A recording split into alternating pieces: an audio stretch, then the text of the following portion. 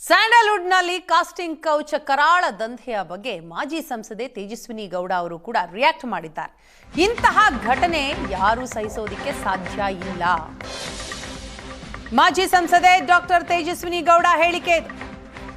ಮಹಿಳೆಯರ ದುರ್ಬಳಕೆ ನಡೆಯಬಾರದು, ಇಂತಹ ತಲೆ ತಗ್ಗಿಸುವ ಕೆಲಸ ಆಗಬಾರದು, ಇಂತಹ ದುರ್ವರ್ತನೆ ಮಾಡುವವರನ್ನ ಬ್ಯಾನ್ ಮಾಡಿ ಅಂತ ಹೇಳ್ತಾರೆ.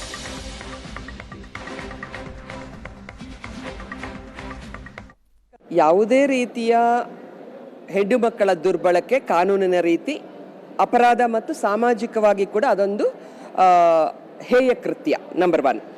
ನಂಬರ್ 2, ಪ್ರತಿಭಾವಂತ ಹೆಣ್ಣು ಮಕ್ಕಳು ಒಂದು ಕಲಾಕ್ಷೇತ್ರದಲ್ಲಿ ತಮ್ಮ ಪ್ರತಿಭೆ ಮತ್ತು ಒಂದು ಜ್ಞಾನದಿಂದ ಸಮಾಜವನ್ನು ಒಂದು ಬದಲಾವಣೆ ತರಬೇಕು ಅಂಥೇಳಿ ಕಲಾವಿದರಾಗಕ್ಕೆ ಹೋದಂಥವರಿಗೆ ಈ ರೀತಿ ಅವರ ಅಸಹಾಯಕತೆಯನ್ನು ದುರುಪಯೋಗ ಮಾಡಿಕೊಂಡು ಕಾಸ್ಟಿಂಗ್ ಕೌಚ್ ಮಾಡ್ತಕ್ಕಂಥದ್ದನ್ನು ಅತ್ಯಂತ ಹೇಯ ಕೃತ್ಯ ಅಂಥೇಳಿ ನಾನು ಖಂಡಿಸ್ತೇನೆ.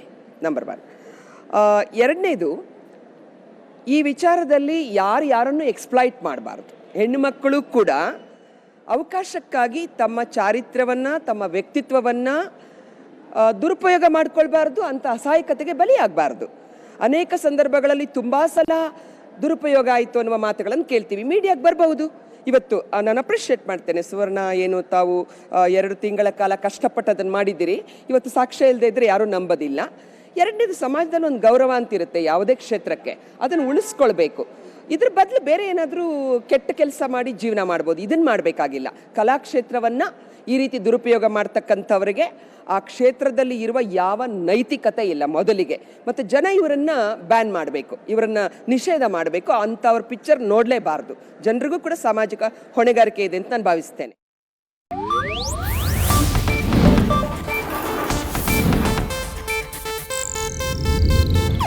ಇದು ಏಷ್ಯಾನೆಟ್ ನ್ಯೂಸ್ ನೆಟ್ವರ್ಕ್ ಪ್ರಸ್ತುತಿ.